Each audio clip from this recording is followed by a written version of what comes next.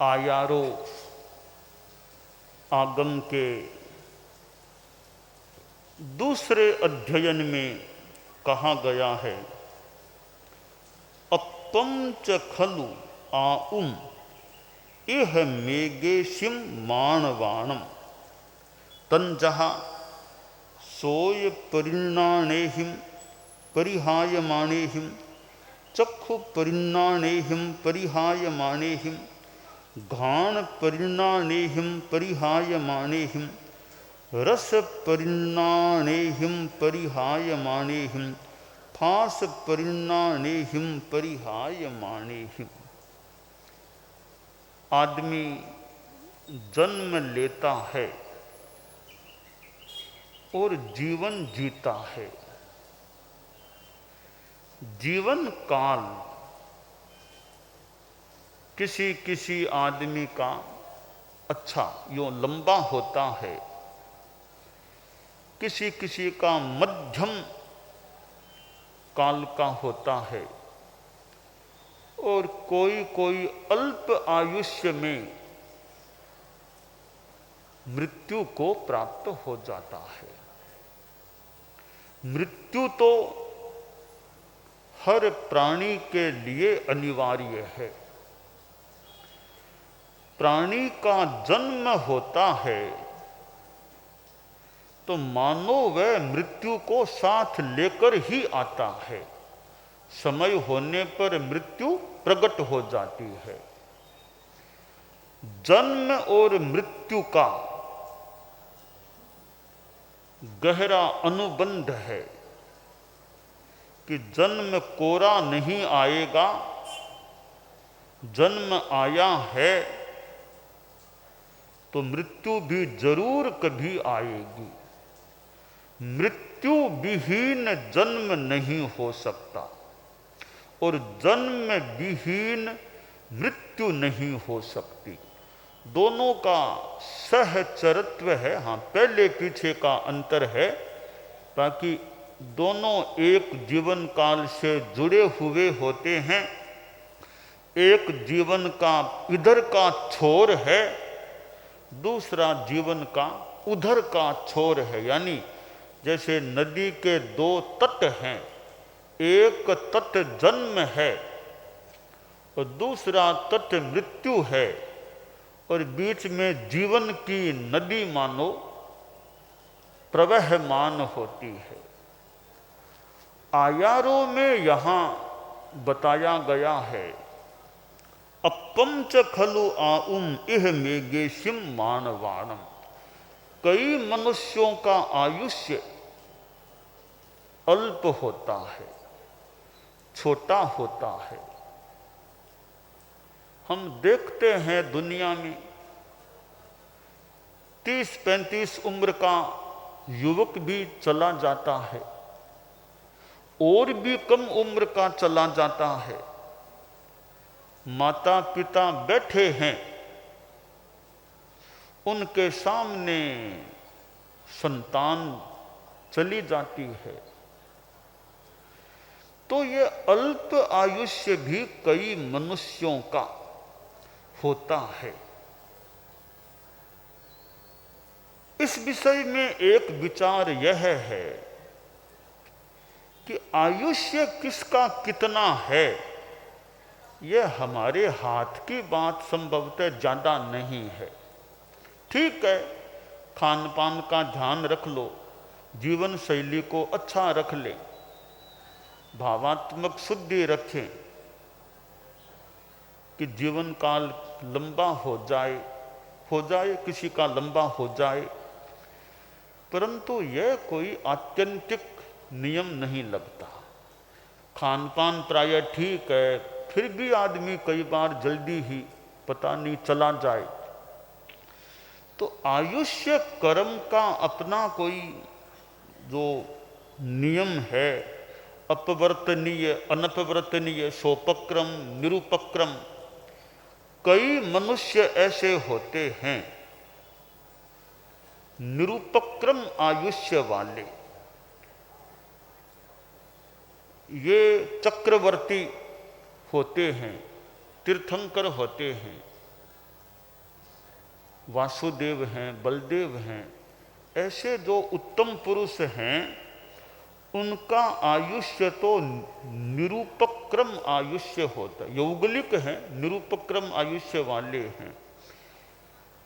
देव और नारक तो निरूपक्रम आयुष्य वाले होते ही हैं, यानी इनकी अकाल मृत्यु नहीं होती, अपवर्तनीय आयुष्य नहीं होता। मनुष्यों में जो साधारण हैं उनका आयुष्य जल्दी ही किसी का समाप्त हो जाए या छोटा आयुष्य ही बंधा हुआ हो। इसलिए किन्हीं किन्हीं मनुष्यों का जीवन काल अल्प होता है, आयुष्य छोटा होता है। अब एक विचार यह है कि एक आदमी 50 वर्ष ही जीता है, एक आदमी 95 वर्ष जीता है, एक आदमी 100 पार भी कोई चला जाता है तो भी 100 पार कर गया, वह तो वर्तमान युग में बहुत ही लंबा आयुष्य है, 100 पार कर गया। हमारे धर्म संघ में साध्वी जी हैं, साध्वी बिदामा जी, जो कालू लूणकणसर कालू में हैं, 100 पार 11वें दशक में वो चल रहे हैं। तेरा पंथ हमारे धर्म संघ के इतिहास का पहला उदाहरण है चारित्रात्माओं में कि किसी भी चारित्रात्मा ने 11वें दशक में जीवन बिताने का मौका प्राप्त किया है। अतीत में और वर्तमान में और किसी ने भी 11वें दशक का स्पर्श आज तक नहीं किया, केवल एक साध्वी जी ने, बिदामा जी ने ही किया है। तो 100 पार में जो चल रहा है वह तो वर्तमान के पंचम अर में दीर्घ आयुष्य है ही। 90 पार कर दिए तो भी माने भाई अच्छा लंबा आयुष्य है, 90 पार में 10वें दशक में है, परंतु कई 50 में ही चले जाते हैं, 50 से पहले ही चले जाते हैं। तो यह आयुष्य अलग अलग टाइप का हो सकता है। अब विचार की बात यह है कि कितना जीवन काल मिलेगा, यह मन में तो मान लो आ सकता है, पर कितना जीवन काल मिलेगा, कितना जीऊंगा, इसकी अपेक्षा कैसे जीना, जीवन में क्या करना, यह अधिक महत्वपूर्ण बात है। जीवन में क्या करना, कैसे जीवन जीना। 50 भी पूरे नहीं लिए, चला गया, पर जीवन इतना बढ़िया जिया, इतना काम किया कि 90-95 वालों का इतना नाम नहीं, 50 से कम में चले गए पर काम इतना किया, उनका नाम चलता है। कितना जीना की अपेक्षा कैसे जीना, यह संभवतः अधिक विचारणीय ध्यातव्य बात होती है। क्योंकि लंबा जीवन जी भी लिया पर कोई खास बढ़िया जीवन नहीं जिया, धार्मिक जीवन नहीं जिया, तो लंबा जी लिया तो कौन सी बड़ी बात हो गई। कम जीवन काल मिला और धार्मिकता में अच्छा काम किया जीवन में, तो कम जीवन काल वाला भी बहुत ही कल्याणकारी बन सकता है, अच्छा बन सकता है। दुनिया में भी इसका नाम चलता है, भी बहुत बढ़िया काम किया। जीवन तो थोड़ा मिला, जीवन काल तो कम रहा, पर काम बहुत अच्छा करके गए हैं। आयारों में जो कहा गया है, अपम च खलु आउम इह मेघेशिम मानवाणम, कई मनुष्यों की आयु अल्प होती है। तो अल्प आयुष्य मिले तो भी आदमी अच्छा जीवन जी ले, वो विशेष बात होती है। मुहूर्तम ज्वलितम श्रेयो न च धूमायितम चिरम। एक अच्छा तेजस्वी जीवन जीना थोड़े काल का भी महत्वपूर्ण हो सकता है, और धुआं बनकर जीना, लंबा जीना भी कोई महत्वपूर्ण बात नहीं होती। तो जीवन काल कितना लंबा है, इसकी अपेक्षा संभवतः यह ज्यादा महत्वपूर्ण बात है कि जीवन काल कैसा रहा, जीवन में क्या किया, जीवन कैसा जिया, यह संभवतः अधिक महत्वपूर्ण बात होती है।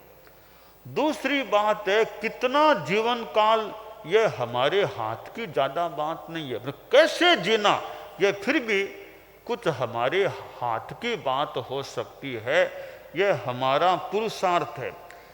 जीवन काल कितना मिलेगा इसमें तो कुछ प्राय मान लो भाग्य काम करेगा। जीवन काल कितना होता है इसमें तो भाग्य काम ज्यादा कर सकता है। तो जीवन काल कैसा बिताना इसमें पुरुषार्थ काम कर सकता है। तो कैसे जीने में पुरुषार्थ की प्रधानता है और कितना जीने में भाग्य की प्रधानता है, ऐसा अनुमानित हो रहा है।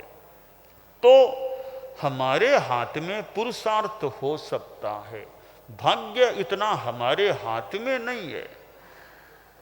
अब आयुष्य जितना बंधा हुआ है उससे ज्यादा तो होगा कैसे, वो हमारे हाथ में नहीं है। तो फिर बस जीवन काल जब तक चले हम पुरुषार्थ अच्छा करते रहें, जीवन अच्छा जीते रहें, यह हमारा लक्ष्य और प्रयास रहना चाहिए। आदमी को बचाना किसके हाथ की बात है। आदमी मान लो बीमार हो गया, असाध्य बीमारी लग गई,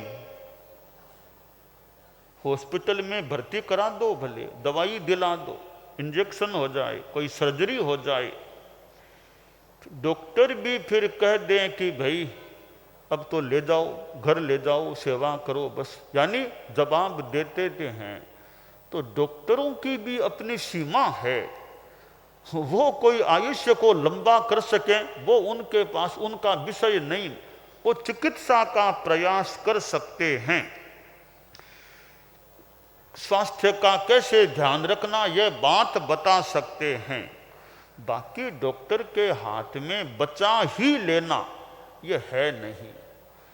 इसलिए कितना जीवन मिलेगा यह कई बार पूरा पता भी नहीं चलता, पता भी नहीं चलता जीवन काल कितना मिले। थोड़ा बहुत किसी किसी को पता चल जाए तो चल जाए, कोई विशेष ज्ञान हो या विशेष कोई भीतर का हो तो पता चल जाए तो चल जाए। सामान्य रूपेण कि मेरा जीवन काल कितना होगा यह निश्चय पूर्वक कहना सामान्य आदमी के लिए कठिन है। थोड़ा कुछ ज्योतिष के ओर के हिसाब से मान लो कोई बता दे तो बता दे, पर पता नहीं ज्योतिष की बात भी कितनी सही निकले कितने न निकले आयुष्य के बारे में। इसलिए इस बात पर हम ज्यादा ध्यान दें, जीवन कैसे जीना, जीवन मुझे धर्म का जीना, साधना का जीना, अच्छा जीवन जीना, कोई दूसरों की बढ़िया सेवा कर सकूं तो वो मैं धार्मिक आध्यात्मिक सेवा करूं।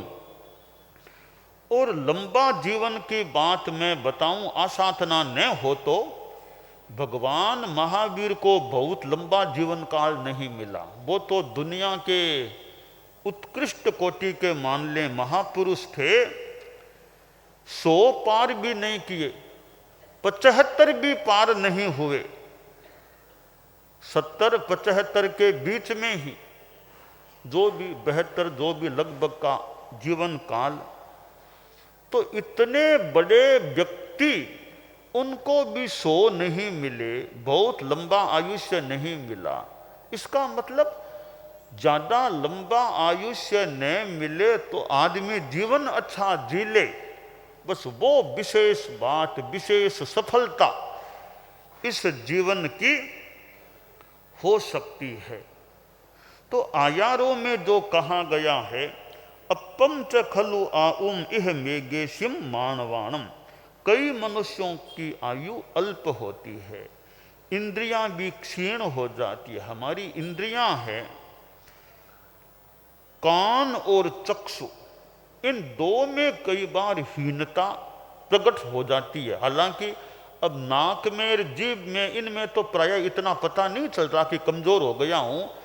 दो इंद्रियों का पता चल सकता है संभवतः। एक तो कान में मेरी श्रवण शक्ति कमजोर हो गई, इसका हमें एहसास हो सकता है कि मेरी श्रवण शक्ति कम है, सुनने में मेरे कठिनाई हो रही है, या आंख से दिखने में मुझे कठिनाई हो रही है, पूरा दिख नहीं पाता है। तो श्रोत्रेंद्रिय और चक्षुरेंद्रिय, इन दो की हीनता तो हमारे सामने आ जाती है, प्रकट हो जाती है। 40 वर्ष पार हो जाते हैं, 40 तो दूर, कई बच्चों के भी चश्मे लग जाते हैं, कई बच्चे चश्मे वाले होते हैं। 15 वर्ष का भी नहीं वार बच्चे के चश्मा लगा हुआ है। इसका मतलब चक्षुरेंद्रिय में कुछ हानि हुई होगी। तो यह इंद्रियों की हीनता, कोई आदमी के उम्र आने पर भी चश्मा नहीं लगाते, काम चलता है बिना चश्मे के, ऐसे भी हो जाएं। और कोई के चश्मा तो नहीं है, पर डॉक्टरी प्रक्रिया से ऐसा आंख में कोई बिठा दिया, कर दिया, चश्मा तो नहीं है, पर उनके आंख में डॉक्टर ने ऐसी व्यवस्था कर दी है कि पहले चश्मा था, फिर डॉक्टर ने ऐसी वो व्यवस्था की, चिकित्सा यंत्र के जो भी तरीके से, अब चश्मा तो नहीं लगाते, मानो आंख के भीतर कोई चश्मा लगा हुआ हो या प्रक्रिया की हुई हो। तो उनकी आंख में कमजोरी तो आई थी, वो प्रक्रिया से बिना चश्मे के उनकी व्यवस्था हो गई है। तो चक्षुरेंद्रिय में भी कमजोरी बहुत सामने आ जाती है। कितने लोगों के आंखों में सहजतया देखना कम हो जाता है, या कम हो जाता है, अल्प हो जाता है। तो ये आंखों की तो बहुत ज्यादा सामने आती है। कान की दुर्बलता भी, कर्णेंद्रिय, श्रोत्रेंद्रिय की दुर्बलता भी शायद आंख की अपेक्षा तो कम होती होगी। श्रवणेंद्रिय की कमी आंख की तुलना में तो कम होती होगी, फिर भी कईयों के सुनने में भी कठिनाई हो सकती है। कईयों के तो बहुत छोटी उम्र में ही सुनने की, और कई तो बहरे बच्चे बहरे होते हैं, बहुत विशेष सुन नहीं पाते हैं। तो ये दो इंद्रियों की हानि हम मनुष्यों में देखने को मिलती है। बाकी घ्राणेन्द्रिय, रसनेन्द्रिय, स्पर्शनेन्द्रिय, इनकी शक्ति की कमी इतनी कोई यूँ देखने में, जानने में संभवतः विशेष नहीं आती है। किसी किसी के नाक में कोई गंध में कमी हो, तो किसी के स्वाद में, तो संभवतः विशेष कोई बातचीत में और में देखने को पता नहीं चलता देखने से कि इनके कोई 3 इंद्रियों में कमी है, संभवतः ज़्यादा आती भी नहीं होगी। पर 2 इंद्रियां जो महत्वपूर्ण हैं, श्रोत्र और चक्षु, इनमें परिहीनता आती है। तो यह आयुष्य भी कईयों का अल्प होता है, और कईयों के इंद्रियों में, एक इंद्रिय में, एक अनेक में कमी आ जाती है कि सुनने में, देखने में विशेषतया कमी आ सकती है, और आयुष्य भी अल्प हो सकता है। कईयों के उम्र आने के बाद आंखों में, कान में कुछ फर्क आता है, पहले इतना जल्दी नहीं भी आता है, पर कोई बात नहीं।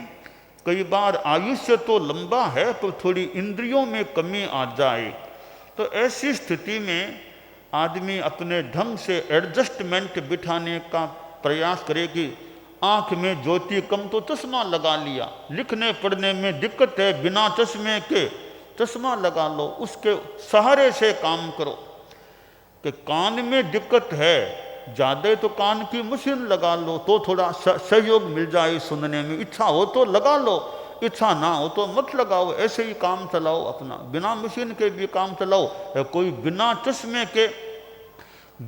चश्मे के काम चलाना जरा मुश्किल है, बिना कान की मशीन के फिर भी आदमी थोड़ा यूं काम चला सकता होगा। तो हमारे जीवन में संभवतः कान की अपेक्षा आंख ज्यादा महत्वपूर्ण है, आंख की सुरक्षा ज्यादा महत्वपूर्ण है। इसलिए ये आंखों की एक्सरसाइज भी कुछ की जाती है, आंखों की एक्सरसाइज कि आंखें ठीक रहे और आंखों से कम रोशनी में पढ़ने का ढाला न रहे। रात को ज़्यादा पढ़ना, रोशनी कम है तो वो नहीं करे। रात को आदमी आंखों को थोड़ा आराम दे दे, दिन में काम कर लिया, पढ़ लिया, कि रात में जरूरी न हो तो पढ़ना लिखना ज़्यादा कम रोशनी में न करें, कि दिन में करो काम, दिन में लिखने पढ़ने का, दिन में करो काम, रात में भगवान का नाम। कि दिन में करो काम, रात में भगवान का नाम।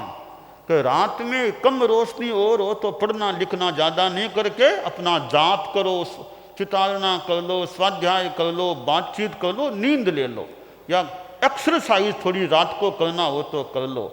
तो पढ़ना लिखना रात को ज़्यादा ज़रूरी न हो तो, क्योंकि एक तो थोड़ी रोशनी कम है तो पढ़ने से थोड़ा आँखों पर भी असर हो जाए तो हो जाए। दूसरे में रात को लाइट के सहारे, लाइट कितनी तेज है कि मंद है, वो थोड़ी समस्या हो सकती है। फिर कई बार रात में लाइट में जीव जंतु हो जाते हैं, तो जीव जंतु पड़ते हैं तो जीवों की हिंसा संबंधी कोई बात हो सकती है। इसलिए दिन में करो काम, रात में लो भगवान का नाम, जाप स्वाध्याय वो ज़्यादा करो, तो आँखों को भी थोड़ा आराम मिल जाए, अपनी आत्मा की साधना जाप स्वाध्याय से वो अच्छी हो जाए। तो ये आयारों में कहा गया है कि अपम च खलु आऊम इह मेगे सिम मानवाणम।